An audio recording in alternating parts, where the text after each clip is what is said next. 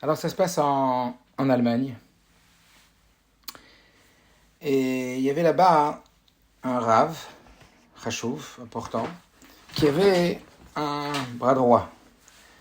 Et ce bras droit a servi ce rave de façon très très fidèle. Et puis un jour, ce bras droit lui dit, vous savez, rave, grâce à Dieu, la parnassa que je gagne chez vous, elle est modeste. Et j'ai véritablement besoin de gagner plus. Alors, le rave lui a dit, je comprends tout à fait, mais tu sais, c'est difficile pour moi. Alors le bras droit lui dit, son secrétaire lui dit, non mais c'est pas ça que je vous annonce, c'est plutôt que je voudrais ouvrir un commerce, et plus exactement une épicerie. Et donc je vais devoir aller travailler. Est-ce que j'ai votre autorisation? Alors le rave il lui dit, bien sûr, t'as ma bracha, t'as toujours été là, avec des loyaux et fidèles services, donc véritablement t'as ma bracha et tu seras toujours bienvenu à la maison. Et voilà que ce bras droit s'engage à ouvrir une épicerie importante dans le village. Et ben au Hachem, tout se passe bien. Et très peu de temps après, ce fameux Rav donc s'apprête à préparer les fiançailles de sa fille. Et le Rav va dans sa cachette, là où il a mis de côté pendant des années et des années de l'argent pour justement en vue des préparatifs de fiançailles, de mariage, etc.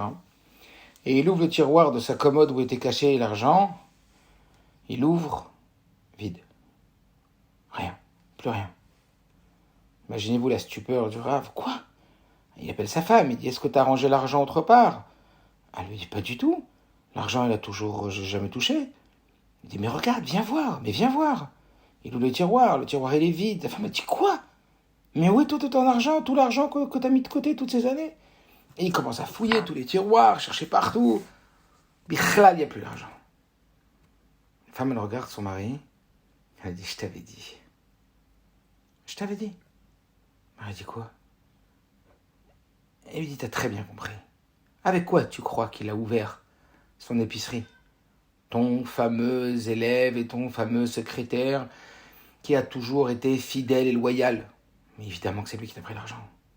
Le Rav dit, mais tu n'y penses pas. Comment ça peut ne serait-ce que monter à ton esprit qu'il a volé l'argent? Et sa femme, vous savez, quand une femme, elle a une idée dans la tête, alors ça arrive rapidement jusqu'au mari. Et la femme lui dit, mais va le voir, va lui demander, ose. Le mari dit, tu n'y penses pas. Elle dit, mais je te dis que c'est lui, qui tu veux que ce soit?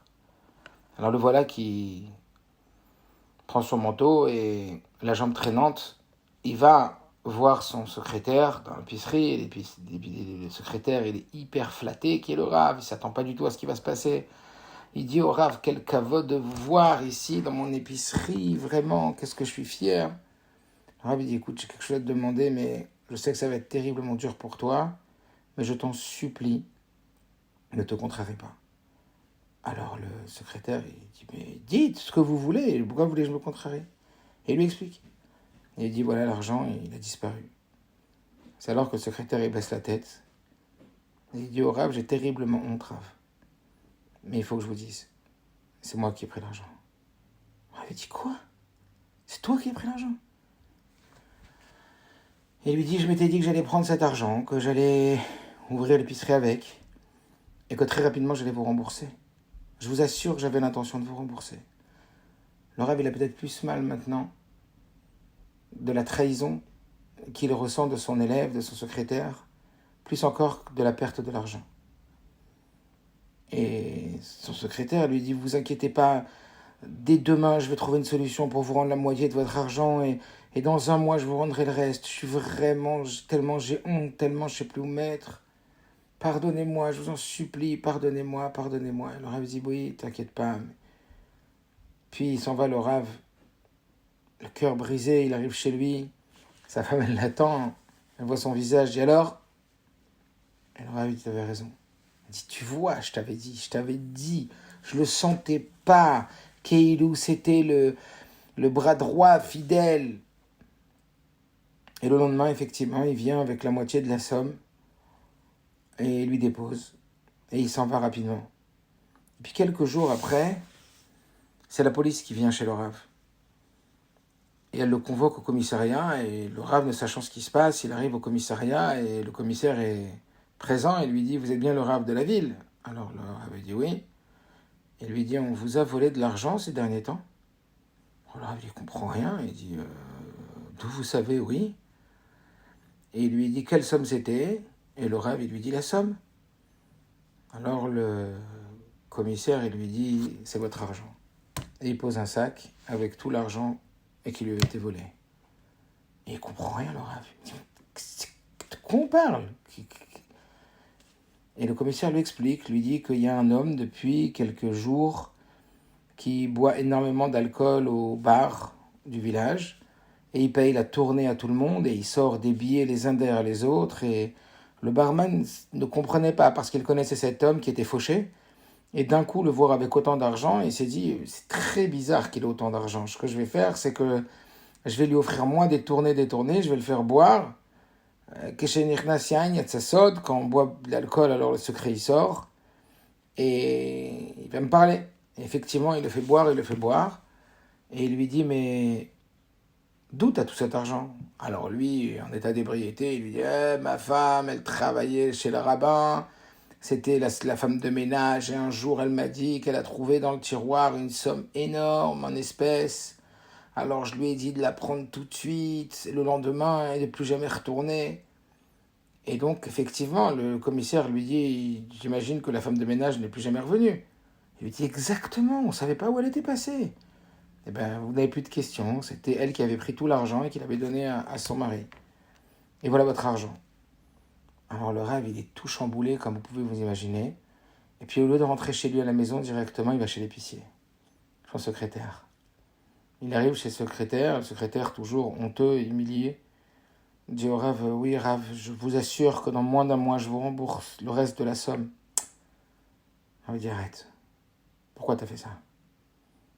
Alors il lui a dit, je vous ai dit pourquoi j'ai fait ça, pour ouvrir l'épicerie. Non, pourquoi tu m'as menti? Pourquoi tu m'as dit que c'était toi qui avais volé l'argent alors que aujourd'hui je sais que c'est pas toi? Et il lui raconte l'histoire. Il lui raconte toute l'histoire de la femme de ménage. Et il lui montre l'argent. Et là, très très gêné, le secrétaire, il lui dit, je vais vous dire la vérité. Bien évidemment que c'est pas moi qui vous avais volé de l'argent et que jamais j'ai eu, ne serait-ce que l'idée de voler de l'argent.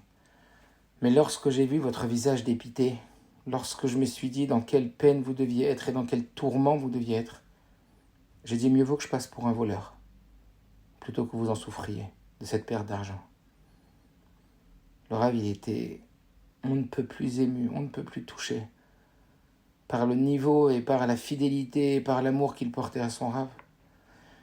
Et son Rav lui a dit, écoute bien, parce que tu viens de faire un acte d'une bonté extraordinaire, alors je vais maintenant te donner une bénédiction, une bracha, qui va te suivre, toi et tes descendants.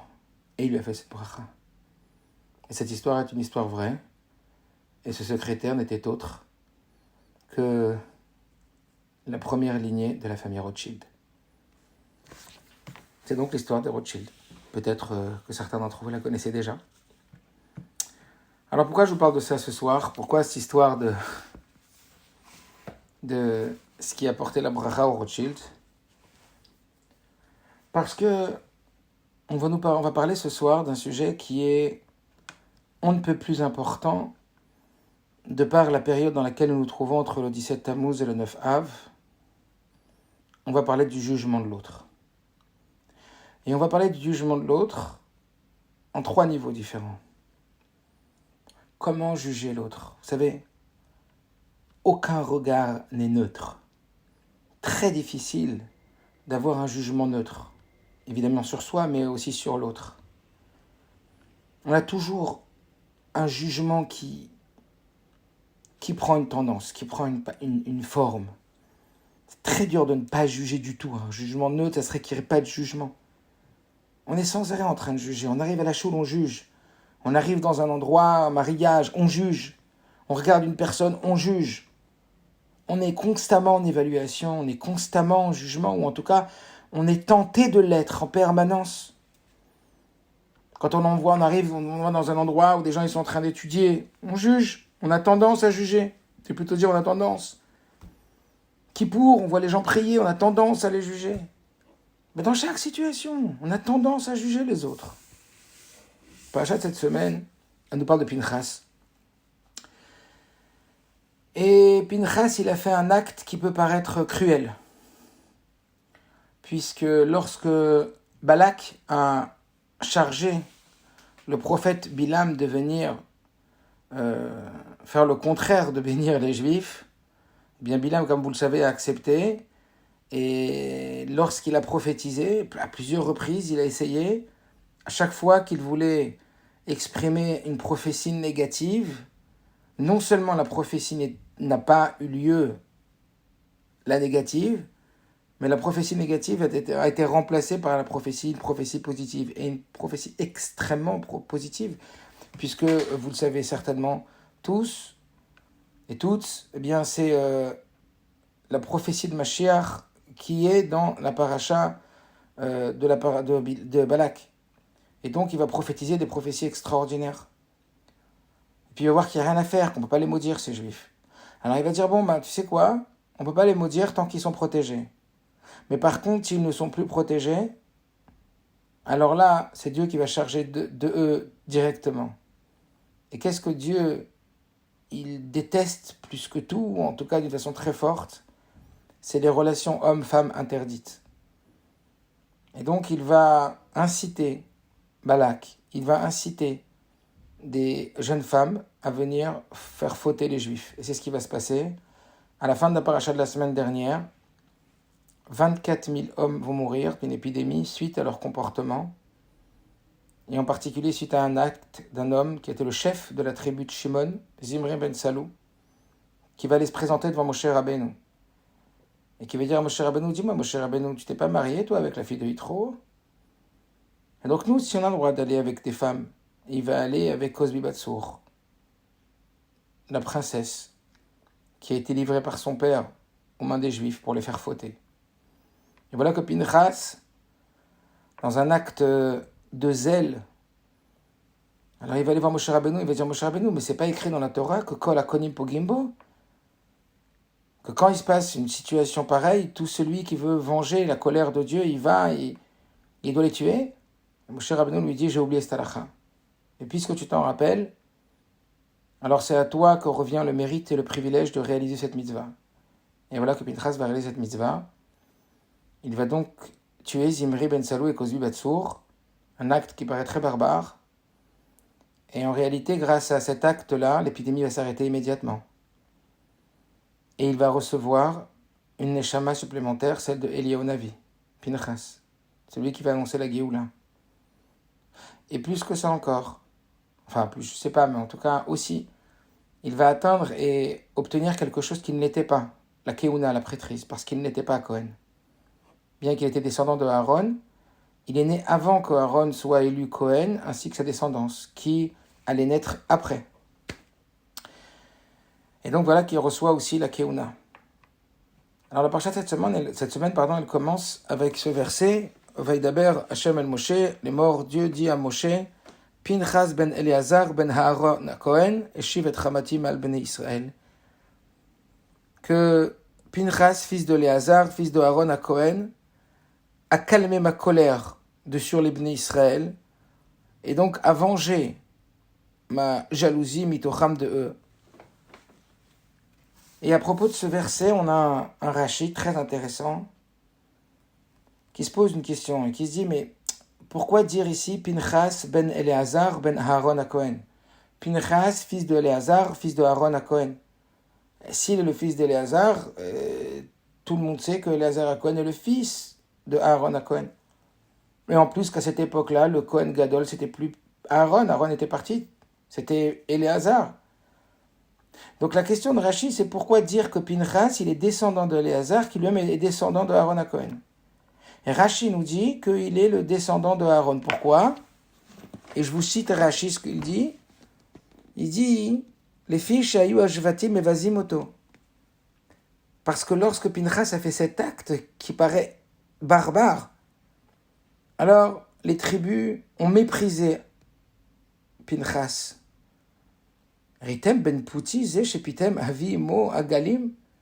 Est-ce que vous voyez ce fils d'engraisseur qui a engraissé, comme le père de sa mère, des veaux pour la Avodazara, Ve'arag, Nasi Shevet Misraël, et il a tué un des chefs des tribus d'Israël? Les Fichar Ba'akatu V'yachaso Kohen. C'est la raison pour laquelle, eh bien, la Torah a besoin d'affilier Pinchas à Aaron à Cohen. Voilà ce que dit Rashi. Et à ce propos, on comprend que les Shvatim, les tribus, lorsqu'ils ont vu cet acte-là, ils ont jugé négativement l'acte de Pinchas. Et quelque part, ils ont affilié son acte à un comportement cruel, Erzari. Le comportement du grand-père de Yitro, dont on dit qu'il était, à l'époque, avant de se convertir, eh bien, il était le Rosh Hakumar, le grand chef de la Vodazara. Et que lui, qu'est-ce qu'il faisait? Il engraissait les vaches pour pouvoir ensuite les offrir en sacrifice. Puis, c'est barbare, cet acte-là, de savoir qu'on va tuer un animal pour la Vodazara, pas pour la manger, pas pour quelque chose de sain, enfin, pas pour quelque chose qui va servir, mais l'engraisser pour ensuite la tuer. Cet acte où on sent de la barbarie. Ils ont dit, ben voilà, il a de qui tenir. Voilà, on reconnaît pourquoi il a fait cet acte-là. Parce qu'il ressemble à son grand-père. Le grand-père, le père de sa mère. Et puis c'est cohérent que ce soit le père de sa mère, parce que vous savez ce qui est écrit que, en vérité, Isha Kitazria, Isha Kitazria, Zachar, une femme, lorsqu'elle ensemence en premier, eh bien les sages nous disent que c'est un garçon. Donc c'est un peu logique qu'on affilie le garçon avec la mère. Mais par contre, l'inverse aussi, la Gemara dit, un homme qui ensemence en premier, ça devient une fille. Donc c'est normal qu'on affilie la fille avec le père. Donc, bah oui, Pinchas, il vient de sa mère dans ses Trunot HaNefesh, dans ses comportements, dans ses agissements. Et lui-même, il vient de sa mère, et sa mère, elle vient de son père, comme on vient de l'expliquer logiquement. Donc c'est normal que lui, il ait un comportement qui reflète celui de son grand-père. Donc surtout, tu te dis, qu'est-ce qu'il est barbare d'avoir tué comme ça, violemment, le chef de la tribu de Shimon. Et donc, ils l'ont jugé négativement. Ils ont jugé son intention négativement. C'est pas l'acte qu'ils ont jugé tellement négativement. Pourquoi? Parce qu'a priori, ils ont vu que l'épidémie, elle s'est arrêtée. Et le fait que l'épidémie, elle soit arrêtée, c'était véritablement une preuve que l'acte était bon. Donc, c'est pas tellement l'acte qu'ils ont jugé ici. C'était l'intention de l'acte. Ils se sont dit, regarde, Moshe Rabbeinu, lui, il n'a pas été tué. Parce que c'est quelqu'un de bien, c'est quelqu'un de bon. Même si c'est qu'il y a une halakha, que kol konim et poginbo, ve'en morin halakha kreken, on ne peut pas enseigner une halakha pareil, mais tout celui qui veut être zélé, il va et tue. Pourquoi il a été zélé comme ça? Pourquoi il a été zélé de les tuer comme ça? L'acte, il n'était pas mauvais. Parce que c'est la Torah qui le prescrit. Si la Torah le prescrit, c'est pas un acte qui est mauvais. Donc c'était pas sur l'acte qu'ils avaient tellement de problèmes. C'était sur l'intention qu'ils avaient un problème. Le jugement de l'intention de l'acte. C'était sur cette partie-là de Pinchas qu'ils l'ont attaqué. Sur cette partie-là qui viendrait dire que, comme on dit, tu sais, il y a des gens que ils s'en donnent à cœur joie quand on peut être kvoura, ou quand on peut être strict, ou qu'on peut juger, ou qu'on peut être sévère, parce que B'Etzem eux-mêmes ils sont sévères. Là, ils vont trouver des appuis, des légitimités dans la halakha. Oui, Beth Shammai, oui, c'est comme ça qu'il faut être, oui, c'est... Mais en vérité, c'est parce qu'ils ont une nature dure, une nature agressive, une nature violente. Ah oui, c'est parce qu'il est violent de base, c'est parce qu'il est cruel. Et voilà pourquoi la Torah, elle vient, Kadosh Baruch Hu, il vient nous dire non. N'affilie pas son acte à son grand-père maternel, mais à son grand-père paternel. Et son grand-père paternel, c'est Aaron. Et Aaron, c'est tout le contraire. C'est Oev Shalom Verodev Shalom, Oev et Abriot, Umekorvan la Torah. Aaron, c'est quelqu'un qui foncièrement est amoureux des créatures. Il aime tout individu. Il a une ahava, il a un amour très fort. Donc Dieu rectifie la vision de ces tribus en disant, vous visez Pinchas au travers une intention cruelle, alors que toute son intention c'était pétrie d'amour, parce qu'il a vu 24 000 juifs qui sont morts et qu'il a vu une épidémie qui est en train, dévastatrice, de commencer à toucher le peuple. Alors tout de suite, il y a été par amour pour le peuple. Il a été parce qu'il avait une hava, vous l'avez mal jugé. Vous avez mal jugé son intention. Voilà ce que, a priori, Rashi vient nous dire à propos de Pinchas ben Eleazar ben Aaron à Cohen. Il fallait marquer Aaron. Ça suffisait pas à Eleazar, parce que celui qui était vraiment celui qui représentait l'amour du prochain, représentait l'amour inconditionnel, c'était Aaron. Et pour nous dire que Pinchas, dans son intention, il venait pas de celui qui aurait engraissé des vaches de façon cruelle, mais de celui qui cherchait l'amour. Alors le jugement était facile. Bien sûr que l'apparence était trompeuse. L'acte lui-même était lui-même presque parlant d'exprimer cette agressivité. Mais en réalité, c'est tout le contraire.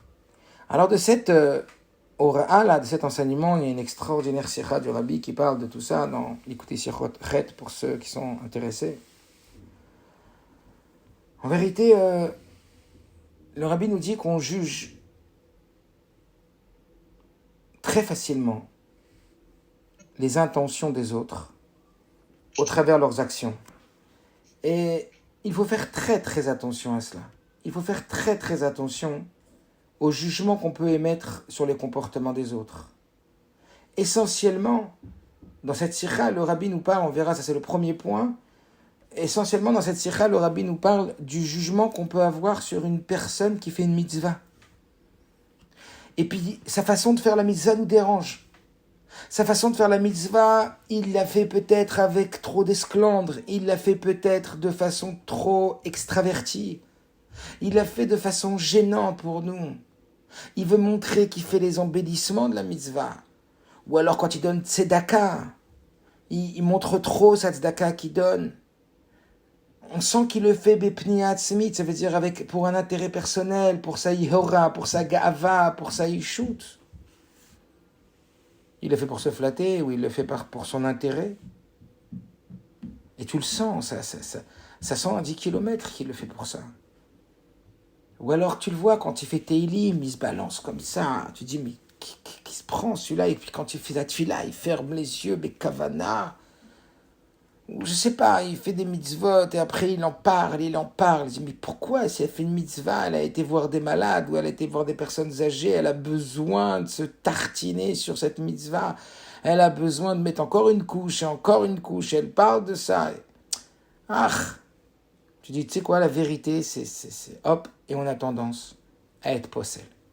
On pourrait avoir tendance à négliger et à rendre inapte la mitzvah. Alors Rabbi nous dit, de quel droit? De quel droit? Ne te laisse pas faire. Quand à l'intérieur de toi, tu vois un juif qui est en train de faire un acte positif, même si a priori il y a des éléments qui te poussent à voir que cet acte positif n'est pas en vérité dans une intention positive. Mais en réalité, c'est une intention qui est négative, même si c'était la halakha, même s'il fallait le faire, mais de la façon dont il fait. Ça inhibe, ça détruit toute la valeur de la mitzvah. Mieux vaut pas faire cette mitzvah, tiens, c'est pour la faire comme ça. Alors Rabbi nous dit 3 points. Il dit d'abord, comment tu peux en être certain de son intention? Comment tu peux oser juger l'acte positif de quelqu'un? De quel droit? Comment est-ce que toi tu es sûr? Est-ce que tu as Ruach HaKodesh? Est-ce que tu as la prophétie divine? En Adam Yodea Mashe Bilibo Shel Chavero d'abord. Il est écrit qu'un homme ne sait jamais ce qu'il y a dans le cœur de l'autre. Donc tu sais pas, tu penses que, tu es sûr que, tu es convaincu que, mais il n'y a aucune certitude. T'as pas Ruach HaKodesh, donc tu sais pas ce qui a poussé cette personne à faire la chose. Même si ça paraît être, tu sais pas. Ça paraissait être aussi à Pinchas. Parce que cet acte, il paraissait être un acte cruel. Deuxième raison pour laquelle le Rabbi nous demande de faire un travail sur nous, de ne pas mal juger un acte positif que tu verrais un juif faire. La deuxième raison, c'est tout simplement parce que, allez, disons que c'est intéressé, disons que c'est pour agrandir son ego, disons que c'est pour se sentir meilleur, disons que c'est pour gagner des avantages ou un privilège vis-à-vis dans la communauté des gens ou du Rav, et c'est pour ça qu'on montre. Eh bien, mitor shelo lishma, ba lishma. Deuxième raison qui nous interdit et qui nous permet de travailler, parce que c'est pas seulement interdire, c'est permettre de travailler sur nous, permettre de travailler sur notre regard vis-à-vis de l'autre. Dis-toi quoi? Mitor shelo lishma, ba lishma. Au début, c'est intéressé, mais à force, ça va devenir désintéressé. Et c'est comme ça qu'on explique à propos d'éducation des enfants. Au début, un enfant, promets-lui un bonbon pour une Mishnah. Promets-lui quand il va grandir de l'argent pour une Gemara. Mitor shelo lishma ba lishma. Au début, il le fait par intérêt. Tu vas lui apprendre à faire lishma, à faire pour Akadosh Baruch Hu. Peu à peu, il va se connecter avec la valeur de l'acte lui-même. Il n'en est pas capable pour l'instant aujourd'hui. Mais la tzedaka, parce qu'il veut devenir riche, ça aide. Après, il va grandir, il va comprendre que la tzedaka elle-même a une valeur bien plus forte que celle de devenir riche. Mais au début, accepte-le dans son lishma. Plus que ça encore. La Chassidoute a dit, ça veut dire quoi? Mitor shelo lishma ba lishma. Dans le palishma, il y a du lishma. Mitor, c'est dedans. C'est pas aliédé shelo lishma ba lishma. Par le fait qu'il va commencer à faire une mitzvah intéressée, il finira par la faire désintéressée. Non, c'est pas aliédé, c'est mitor, dedans. Ça veut dire que même si a priori il y a une couche à l'intérieur de son intention qui est de le faire intéresser, mais au plus profond de son être, puisqu'il a une âme divine, au fond de lui, il le fait désintéresser. Il y a une part de lishma. Donc tu n'as pas le droit de te laisser aller à cette pensée négative sur lui. Et peut-être même à lui dire, vas-y, tu peux pas arrêter, là, t'es si magré, tu peux arrêter ton mytho, là. Tu peux arrêter de montrer comme ça, ou de faire comme ça, ou... Ah, comment t'es en train d'arrêter une mitzvah? Donc voilà quoi se dire dans sa tête. Lorsqu'on voit un juif, et ça nous dérange, qui est en train de faire une mitzvah, mais sa façon de faire la mitzvah nous laisse penser que son intention, elle est malsaine, son intention, elle est calculatrice. Premièrement, rappelle-toi de ça. Petit 1, comment peux-tu être certain que son intention est négative? T'as pas à voir Kodesh. Deuxièmement, mitor shelo lishma ba lishma. Au début, il le fait intéresser, mais il va s'y habituer, puis il va la faire désintéresser. Encore plus fort, il y a une part de lui qui est intéressée, qui est calculatrice, mais il y a une part de lui qui est pure et saine. Tu n'as pas le droit d'enrayer sa mitzvah. Tu n'as pas le droit de l'arrêter dans sa mitzvah. Et troisième point que le Rabbi soulève, pour nous aider à dépasser ce jugement négatif qu'on peut avoir sur un acte positif. Comme ça, le Rabbi dit, dis-moi, avant de vérifier son intention, vérifie plutôt la tienne. Avant de vérifier l'intention que lui, il a dans son acte, vérifie plutôt ton intention à vérifier son intention. Quelle est ton intention lorsque tu vérifies son intention? C'est laquelle?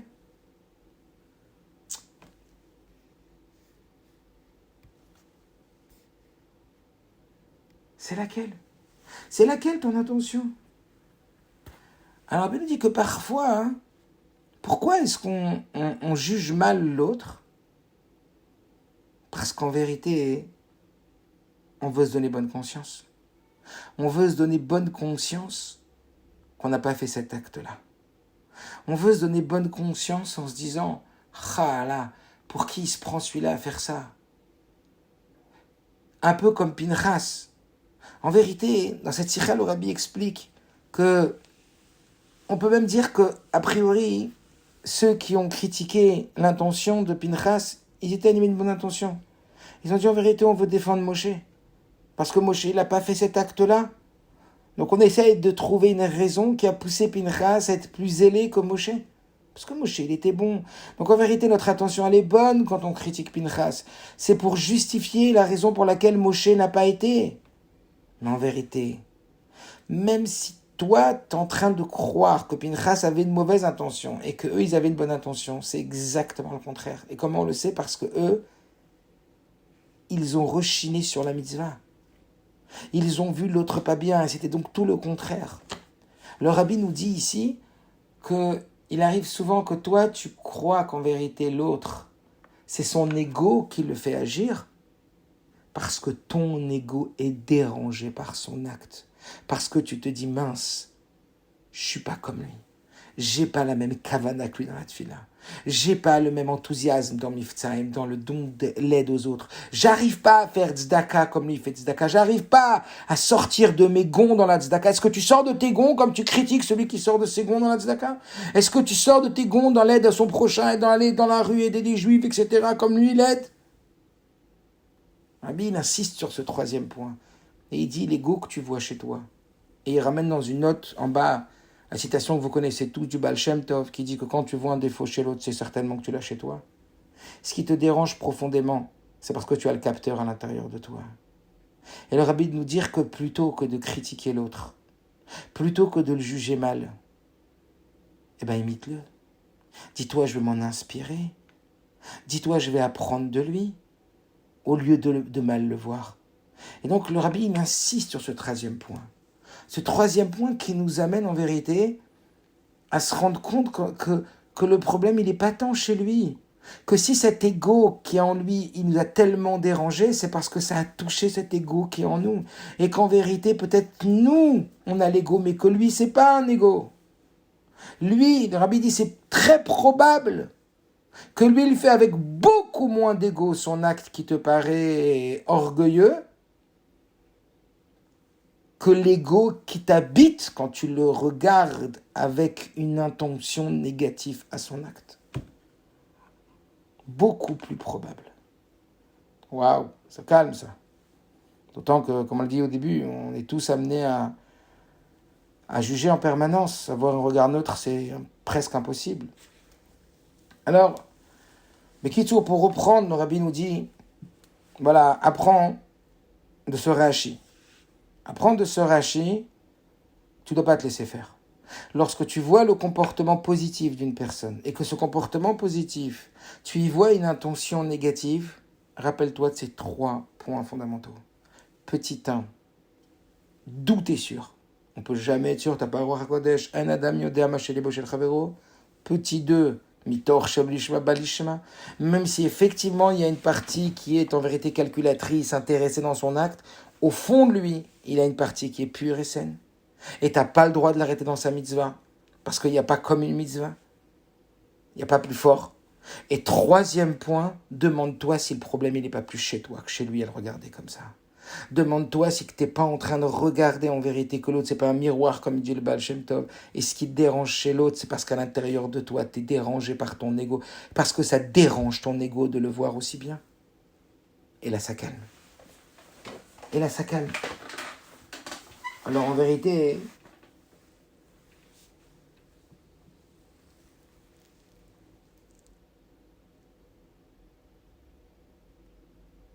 qu'est-ce que ça veut dire? Ça veut dire que Rabbi nous dit que si vraiment cette personne, elle était bien à l'intérieur d'elle, celle qui voit l'autre et qui juge l'autre et qui la voit dans un... elle voit une action et que cette action, il a l'impression qu'il y a quelque chose derrière, etc., qui n'est pas forcément pur et honnête, etc., eh bien, s'il voit une prouesse comme celle de Pinchas, comme celle qu'il a faite, quand on voit quelqu'un qui fait un acte qui est aussi beau, comme on l'a dit il y a quelques minutes, eh ben, je devrais dire, waouh, moi j'ai envie de l'imiter cette personne. J'ai envie de faire comme elle. Comment faire? Pas essayer de réduire son acte par son intention. Je ne sais pas si vous vous rappelez de cette histoire, je la raconte souvent, mais elle est très très parlante, du Rabbi Rachab. Quand il était petit, il était avec son frère, le Rabbi Zalman Aaron, et il jouait dans la cour. Et le Rabbi Zalman Aaron, qui était le grand frère, il avait un souci, c'est que son petit frère avait la même taille que lui. Alors il a dit, Rabbi Zalman Aaron, à son petit frère, Rabbi Shem Dov Ber, il lui a dit, écoute, on a la même taille, mais moi je suis le grand frère, et c'est moi le Rabbi, on joue au Rabbi, au Chassid. Papa il est Rabbi, et un enfant, il imite ses parents. Il a dit, maintenant qu'on joue au Rabbi ou au Chassid, c'est un problème, parce qu'un Chassid, il doit être plus petit qu'un Rabbi, et là, on a la même taille, donc ce qu'on va faire, c'est qu'on va aller dans le jardin, et qu'on va creuser un trou, un petit trou, un petit trou, et on va te mettre dedans, comme ça tu vas mettre tes pieds dans le petit trou, comme ça tu seras plus petit que moi et je pourrais donner des ordres. Et ils ont fait ça. Et donc le Rabbi Rachab, il est rentré dans le petit trou, debout. Et maintenant, Rabbi Zalman Aharon était plus grand que lui. Et à ce moment-là, le papa, qui était le Rabbi Marash de l'époque, il voit cette scène et il demande à son fils, Rabbi Zalman Aharon, à quoi vous jouez? Alors il dit, bon, on joue au chassid au Rabbi. Et il lui dit, alors pourquoi ton frère, il est dans un petit trou comme ça? Alors il lui dit, parce que c'est le chassid.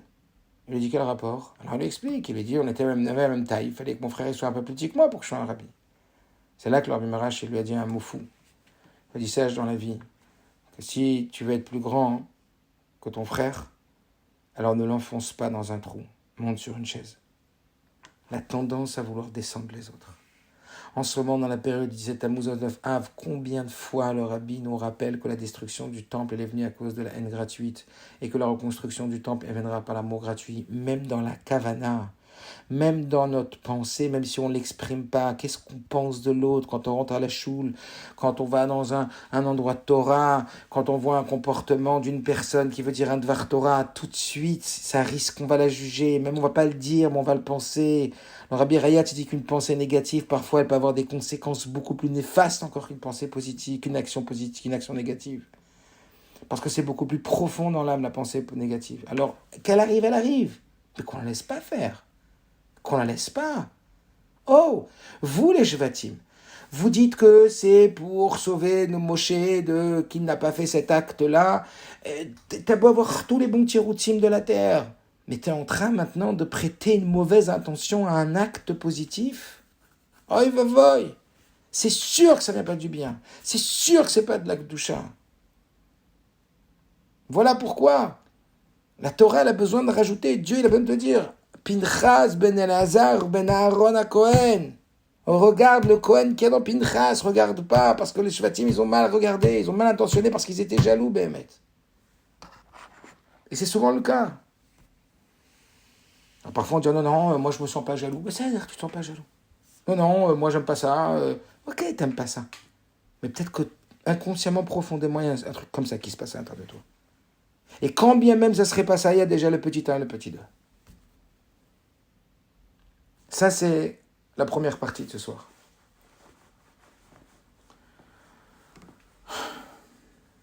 Ça veut dire que, juste finir avec cette Nekuda, Rabbi dit que même on pourrait croire que Zimri, le chef de la tribu de Shimon, il était un homme de chesed. Pourquoi? Parce que quand il est parti voir Moshe Rabbeinu, en vérité, il a vu toute sa tribu qui a fauté. D'ailleurs, c'est toute sa tribu qui est morte, presque. Quand il a vu toute sa tribu fauter, il a dit, oulala, il faut que je les défende, il faut que je les protège, il faut que j'aille voir Moshe Rabbeinu et que je fasse Messirut Nefesh. Et qu'il a été voir Moshe Rabbeinu en disant, moi, je vais me mettre devant ma tribu et moi aussi, je vais faire cet acte pour leur montrer, pour les protéger, pour dire qu'ils ne sont pas fautifs. Donc le Rabbi nous dit que c'était une grosse mascarade. Zimri voulait montrer du chesed, alors qu'en vérité, c'était lui qui était dans la destruction du shalom véritable. Alors que Pinchas, qui paraissait être quelqu'un de cruel, était véritablement à l'intérieur le Ish Chesed. Et que le Rabbi nous dit que parfois, on peut complètement inverser les rôles dans la vision qu'on a des autres. Et le Rabbi finit cette sikha en parlant qu'aujourd'hui, dans une génération où il y a tellement de dangers, dans l'assimilation, danger dans l'éloignement de Torah mitzvot, qu'il ne faut pas avoir froid aux yeux, qu'il faut aller kol hakonim et pogimbo, il faut que personne nous arrête dans les mitzvot et dans le fait d'aider des juifs et dans le fait que parfois il y a des gens qui vont nous dire oui mais de quel droit vous faites comme ça, ils vont faire passer ça pour de l'humanisme, etc. Mais c'est tout le contraire en vérité. Davka quand on va servir les intérêts de Dieu, Davka quand on va se donner pour aller faire ce qu'Akadosh Baruch Hu il attend de nous et de sauver des juifs et regardez ce qui se passe en ce moment avec les tfilines, les mistat tfilines. Davka le vrai chesed. Bon, ils vont déranger les juifs, on veut pas qu'ils dérangent les enfants quand ils sortent de l'école. Davka c'est tout le contraire.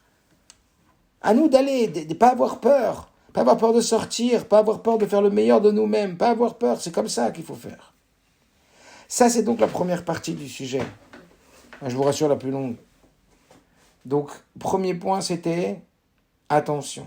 Lorsque tu vois un juif, une juive, autour de toi, t'entends parler, qui fait un acte positif, interdis-toi et utilise les outils dont on a parlé ce soir pour la juger dans ta tête positivement. Interdis-toi de la juger négativement. Et au contraire, fais un travail sur ta tête pour la juger positivement. Ça, c'est le premier point.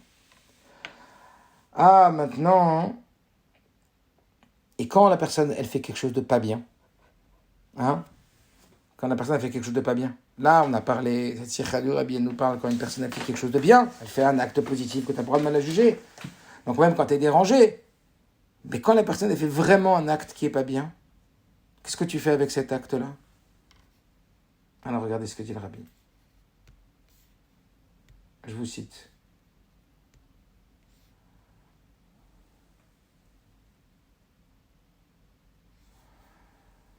Attendez une petite seconde.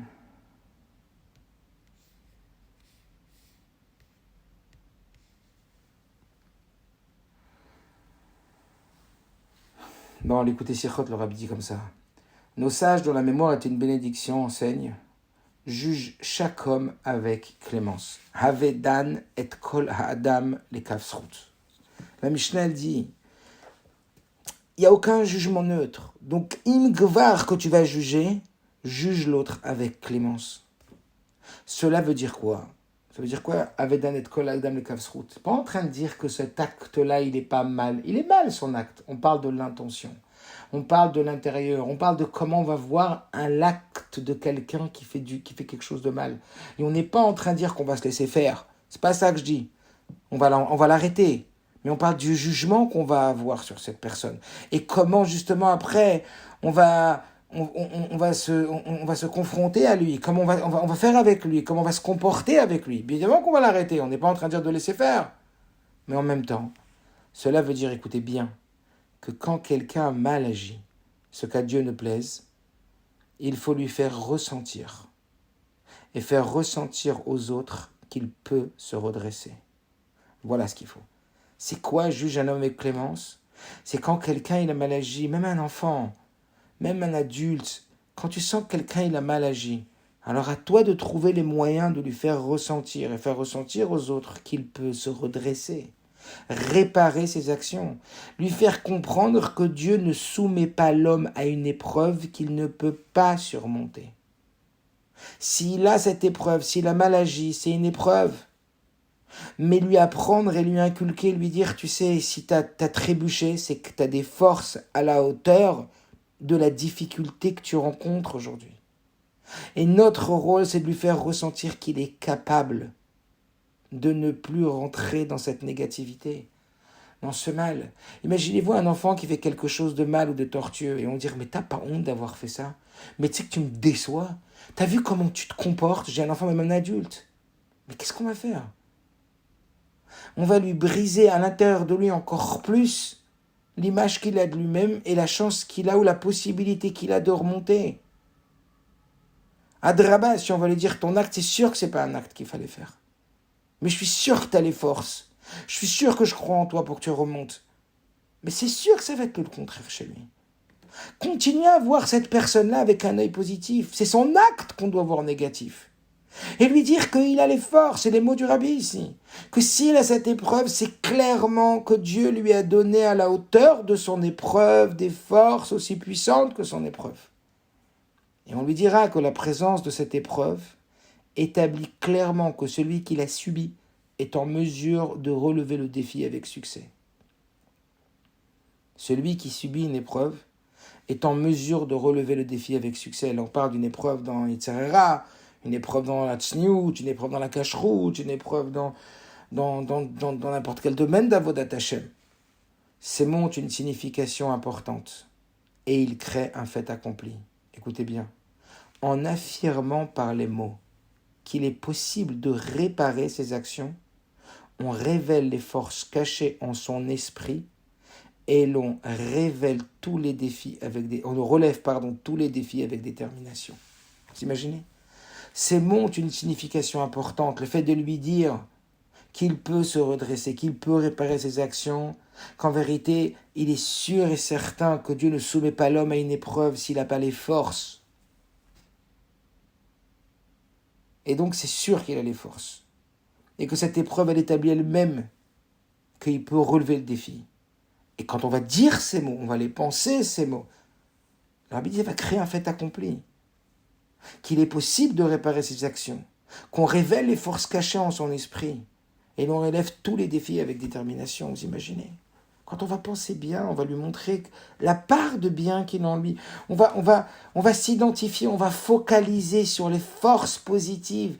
Si on met le doigt, si on met nos yeux sur son négatif, on va amplifier son négatif. Ce sur quoi tu te focalises, tu le développes. Si tu te focalises sur son mal, tu vas développer son mal.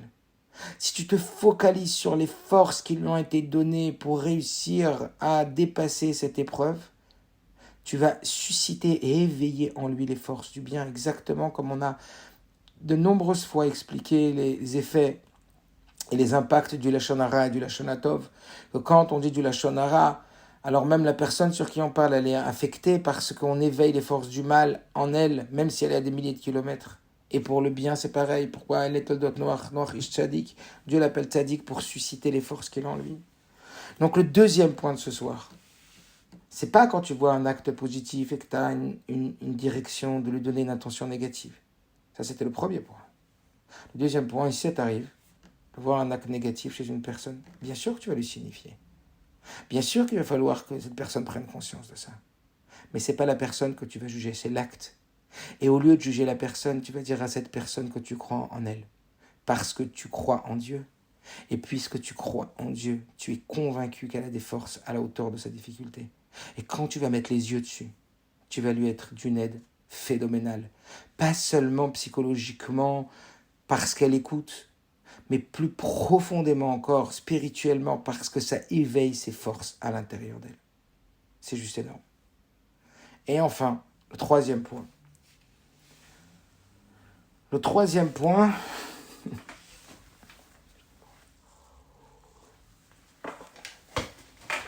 c'est peut-être celui que ça peut durer beaucoup de temps, quelques minutes,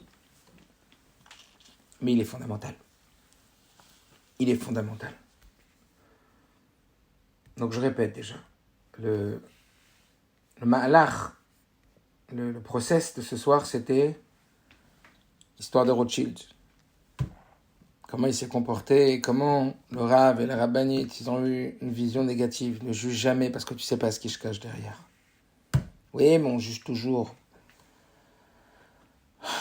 Alors petit 1, quand il y a une mitzvah, quand il y a du positif, et que le jugement que tu peux avoir sur cette personne, il monte en toi et qui n'est pas positif parce que il y a pas mal d'éléments qui te poussent à le voir négativement. Rappelle-toi de cette sikha de Pinchas d'écouter Sichotret, où le rabbi dit, petit 1, de quel droit tu le juges négativement, il fait une mitzvah. Tu connais pas ce qu'il y a dans son cœur et dans sa tête.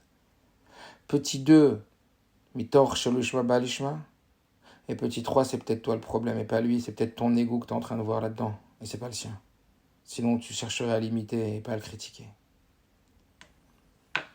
Ça, c'était le premier point. Deuxième point, c'était oui, mais quand tu vois du mal, on vient de dire maintenant, c'est un acte mal que tu vois, c'est pas lui qui est mal. Lui, tu vas l'identifier avec ses forces positives et tu vas lui montrer qu'il peut remonter. Alors oui, tu vas dire que cet acte est mauvais, on n'est pas en train de dire que c'est pas grave cet acte. Mais on va tout de suite focaliser, placer son attention sur l'idée, parce que je suis croyant, parce que tu es croyant, parce qu'on sait que tout vient de Dieu, et même l'épreuve, elle vient de Dieu.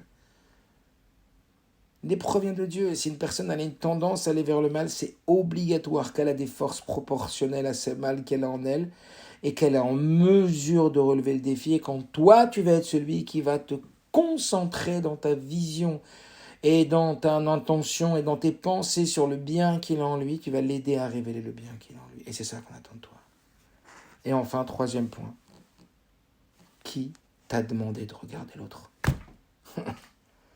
Arrête de regarder les autres. Regarde-toi, toi. Pas dans le sens juge-toi, toi, regarde-toi, toi négativement. Non. On a tous les jours une dose de force. On a tous les jours une dose d'énergie. Cette dose d'énergie, arrêtons de la gaspiller dans le jugement des autres. Faut arrêter ça.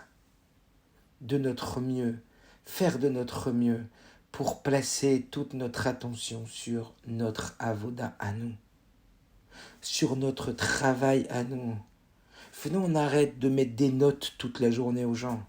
Venons, on arrête de regarder les autres et de se dire, tiens, ah, t'as vu, il a fait ça parce que ça, ah, t'as vu, il a fait ça parce que ça. Tu deviens le grand juge. Endan el-Aïrid, il n'y a personne qui est là, droit de juger à part Dieu. Arrête tes jugements. T'es en train de... En vérité, c'est un piège dans lequel on tombe. On est en train d'être des évaluateurs.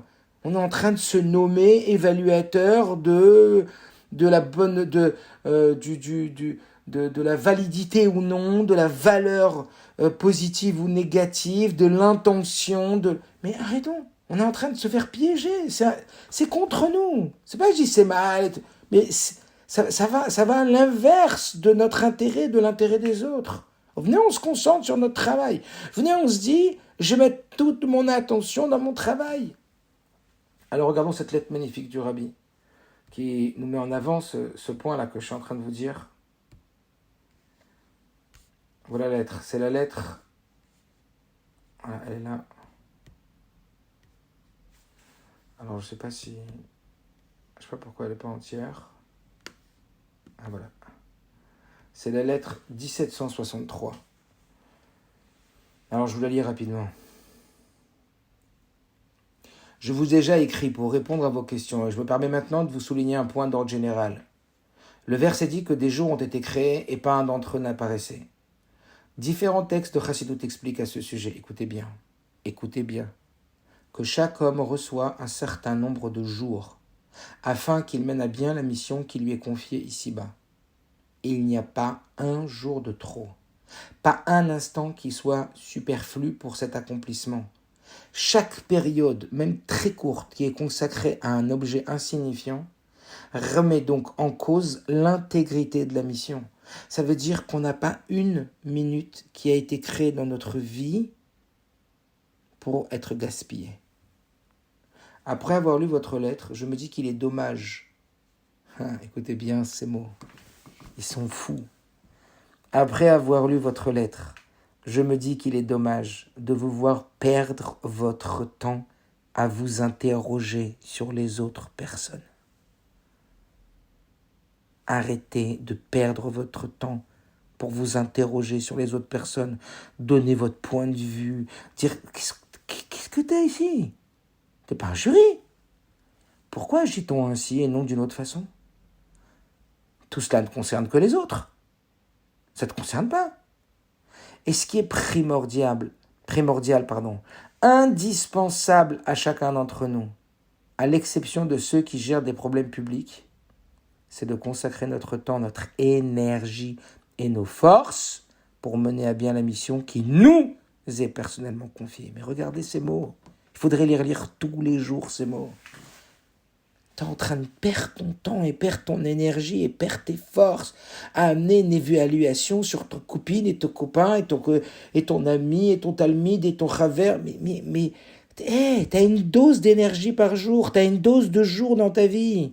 C'est un piège d'aller regarder, d'aller noter, d'aller évaluer. Combien vous en connaissez ? Des gens toute la journée, ils notent les autres. Ah, il est super. Ah, t'as vu ce machpia, t'as vu ce machpia. Ah, elle est extra. Non, elle est pas bien. Moi, je préfère elle, moi, je préfère lui. Ah, t'as vu lui, ah, t'as vu ce qu'il a fait. Ah, t'as vu comment elle se comporte. Ah, t'as vu comment elle parle. Ah, t'as vu comment elle dit. Ah, t'as vu... Oh, speak. C'est un piège. On est en train de se faire piéger. On n'a pas le temps. On n'a pas d'énergie pour ça. On se trompe. Regardez les mots du Rabbi. T'es pas quelqu'un qui gère des problèmes publics. T'es pas le président de la République. T'es pas quelqu'un qui gère... t'es pas un Moshe Rabbeinu ? Alors c'est pas ton job. C'est pas ton job. C'est un piège. Regardez les mots du Rabbi. C'est de consacrer notre temps, notre énergie et nos forces pour mener à bien la mission qui nous est personnellement confiée. Donne-toi dans ta mission pour faire le mieux. Je parlais à un ami, je me rappelle, il me disait, tant que j'avais pas mon Bet Chabad, sans arrêt, je critiquais les Bet Chabad, et je critiquais les shluchim, et je critiquais les gens qui faisaient ça, et je critiquais ça. Le jour où j'en ai Bet Chabad, j'ai plus le temps de regarder les autres. J'ai commencé à m'occuper de mon Bet Chabad, et j'avais tellement la tête occupée à des péoulottes, à des actions, à des trucs, que j'avais plus de problème avec les autres. Magnifique. Quand il m'a dit ça, je dis, waouh, c'est fabuleux ce que tu me dis là.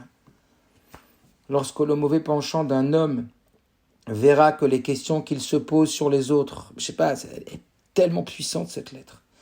Lorsque le mauvais penchant d'un homme verra que les questions qu'il se pose sur les autres ne l'empêchent pas d'accomplir sa propre mission, Il cessera d'imposer l'obscurité et le voile suscitant ces questions dès lors celles-ci ne lui apportent rien.